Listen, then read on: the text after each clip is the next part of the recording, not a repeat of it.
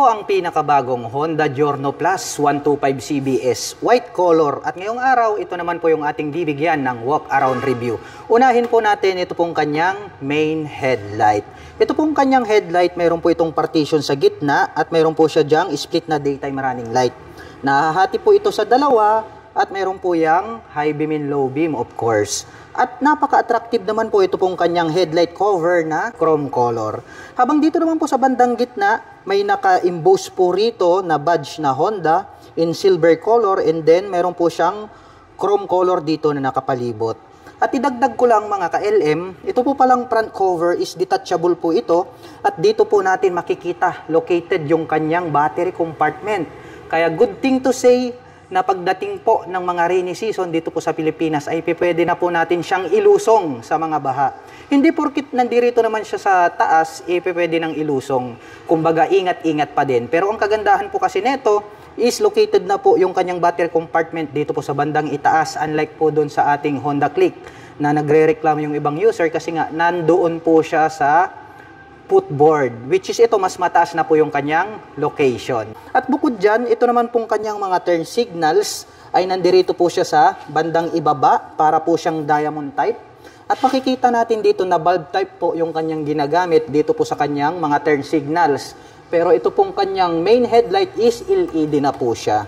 Dumako naman po tayo dito po sa kanyang front suspension. Black color po siya na telescopic fork. At ito naman pong kanyang front fender, may nakalagay naman po rito na combi brake.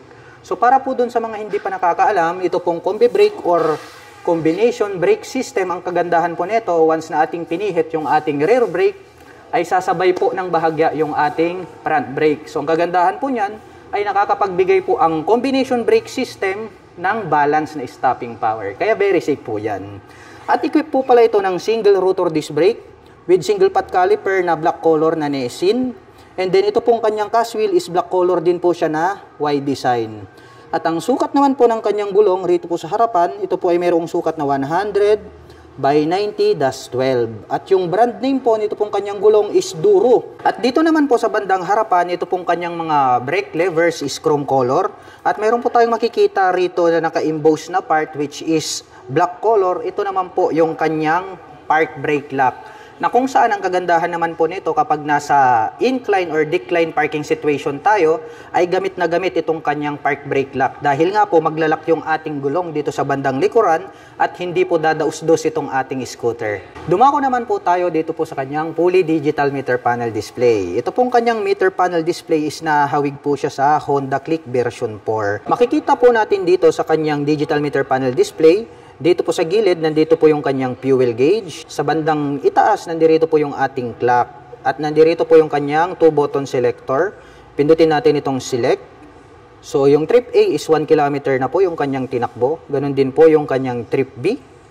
And then, 26 km per liter po yung kanyang fuel consumption. Pero magbabago pa yan kasi yan lang po yung nakalagay rito na average. Dahil nga, batay sa Honda is asa 47 km per liter yung kanyang fuel consumption. And then, 12.6 volts. Ayan, mayroon na din po pala itong built-in na voltmeter. So, ito po yung hinahanap ng ating mga kababayan. Good thing kasi nga, mamomonitor na po natin yung battery health ng ating scooter. Habang dito naman po sa kanyang button selector dito sa kaliwa, mayroon po tayo ritong high beam and low beam, horn, at ang kanyang turn signal selector. Habang dito naman po sa kabila, mayroon po itong idling stop system, which is magagamit po natin ito sa mga traffic situation. At nandito naman po yung kanyang electric starter. At napansin ko lang, ito po palang kanyang grip is brown color po siya. At ito pong kanyang end bar is black color. At pagdating naman po dito po sa kanyang ignition, gumagamit na po pala ito ng keyless remote, which is smart keyless na po yung kanyang ignition. At ang kagandahan niyan is included na po pala rito yung kanyang fuel at set opener. Well, nakalak po ito kaya hindi natin mabubuksan.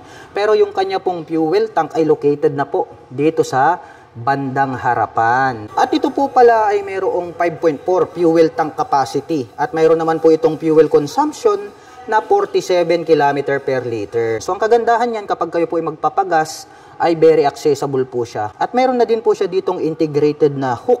At dito naman po sa kaliwa, itong door na to, buksan natin. Nandito po pala yung kanyang keyless remote. At ang kagandahan niya, nagkaroon ng parang drawer, ito pong bulsa, nito pong ating classic scooter. And then pwede po tayong maglagay rito ng mobile phones.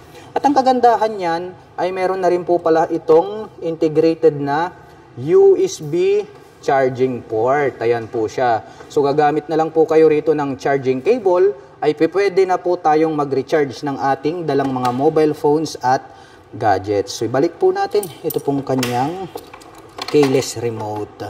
At ang isa sa mga nagustuhan ko rito is ito pong kanyang maluwag na footboard. Ngayon naman ay sukatin natin para maipakita ko sa inyo kung gaano kaluwag ito pong kanyang footboard. Very spacious po talaga siya, kaya more comfortable pagdating po sa iba't ibang riding condition. At ang ating Honda Giorno Plus 125 CBS ay meron po itong 780mm na seat height. Ngayon naman ay susubukan nating sakyan para maipakita ko po sa inyo kung gaano nga ba kataas ang classic scooter na ito. So para po dun sa mga magtatanong, ang aking height is just around 5'6". Makikita nyo naman, lapat na lapat yung ating paa into the ground. Kaya masasabi ko na very comfortable po ito para po sa mga tulad ko na 5'6" in height. Para naman po dun sa mga kababayan natin na hindi naman po masyadong katangkaran, ay kayang-kayang i-maneuver po ito ng mga 5 flat and above. Kaya nothing to worry about. Ito pong kanyang upuan, ang ganda po pala nito pong kanyang upuan, no? Brown color po. Ito pong kanyang seat cover. So napansin ko lang itong kanyang seat cover is nakaterno po ito. Dito po sa kanyang mga handle grip, ayan o, brown color din po siya. Kaya talagang classic na classic yung kanyang dating. Yung pagkakatahi, more durable po siya. And then may nakalagay naman po rito na Honda brand name in white color. Malambot po ito pong kanyang upuan, kaya more comfortable po siyang sakyan. Buksan naman po natin itong kanyang upuan para maipakita ko sa inyo ang underseat compartment. Wow! Napakaluwag po nito pong kanyang underseat compartment. Dahil nga po yung ating fuel tank ay located sa bandang harapan. Kaya libreng-libre ito pong ating underseat compartment. Kaya mas lumuwag po yung kanyang design. Sa tansya ko, kasyang-kasya po rito ang isang full face helmet. At ang kagandahan dyan ay marami pa po tayo ritong mailalagay na mga ibang personal belongings. So close po natin. Ito naman pong ating grab bar is silver color naman po siya at malaki, matibay, rounded shape po siya. Dumako naman po tayo rito sa bandang ibaba. Ito naman pong kanyang pillion step sa ating back rider is chrome color po siya, alloy ha. More durable po yung design nito pong kanyang pillion step para sa ating back rider. And then naka-hide siya pag di mo siya ginagamit. So plus points yan para sa akin. Makikita naman po natin dito, ito pong kanyang radiator cover na black color. So ito po palang ating Honda Giorno Plus 125 CBS ay equipped na po pala ito ng liquid cooled. So good thing para naman po dun sa mga kababayan natin na mahilig mag long rides. Kasi nga ang liquid cooled ay nakadesign po yan pagdating po sa mga mahahabang biyahe. Kaya kung delivery rider ka, mahilig kang mag long rides kahit na 500 kilometers away, dire-diretso walang hintuan, ay kayang-kaya po niyan ng ating Honda Giorno Plus 125 CBS dahil nga po naka-liquid cooling system na po siya. At bukod dyan, ito naman pong kanyang stock pipe is black color. Itong kanyang heat protection guard is matte black. Nagkaroon po siya rito ng butas na oblong. At mayroon naman po itong single exhaust. Dumako naman po tayo dito sa bandang likuran. Silipin naman po natin ito pong kanyang tail light. Wow! Naka-emboss po ito pong kanyang tail light. Pulang-pula, no? Meron pa po siyang split na daytime running light dito. At nasa bandang itaas naman po yung kanyang brake light. At nagkaroon po siya ng cover dito na chrome color which is very attractive para sa ating mga paningin. At ito naman pong kanyang mga turn signals is diamond type po siya. At yung ginamit po nila dito na ilaw is bulb type po siya. At ito pong naka-emboss na part na to, pag ating sinilip, mayroon na po siyang plate light. May added light reflector dito sa gitna. At ito pong kanyang rear fender ang nagsisilbing plate holder. Dumako naman po tayo dito sa bandang kaliwa. Silipin naman po natin ito pong kanyang side stand. Ito pong kanyang side stand ay equipped na po ito ng side stand engine cut-off switch.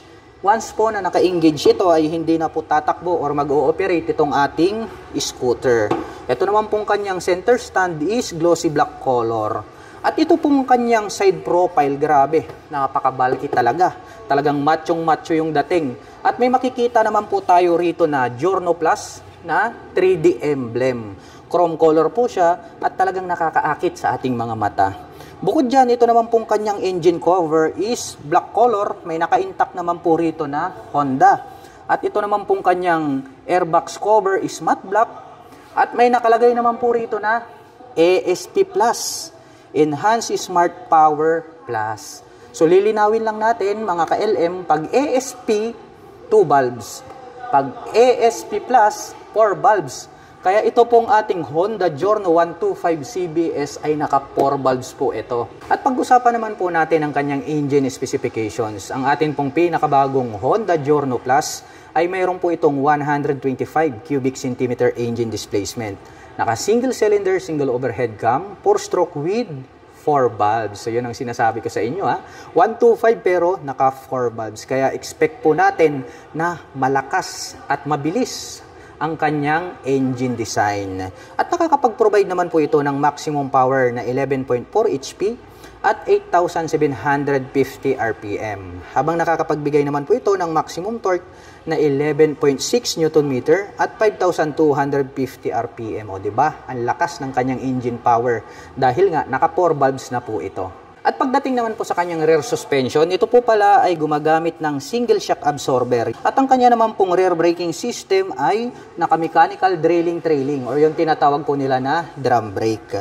At ito po ay naka-black color na cast wheel. At ang sukat naman po ng kanyang gulong rito po sa bandang likuran, ito po ay mayroong sukat na 110 by 90-12. At ang presyo po ng pinakabagong Honda Giorno Plus 125 CBS ay nagkakahalaga po ito ng 101,900 pesos. At kung balak mo naman pong kumuha ng hulugan ay kailangan mo lang pong mag-down payment ng 9,800 pesos. At para naman po sa mga nakapanood ng video na ito at interesado pong maglabas ng pinakabagong Honda Giorno Plus 125 CBS ay available po ito sa cash at installment basis. At para naman po sa mga gustong magpunta rito ay maaari nyo po silang puntahan at bisitahin. Dito po yan sa Honda Wing Shop, San Fabian, Pangasinan branch.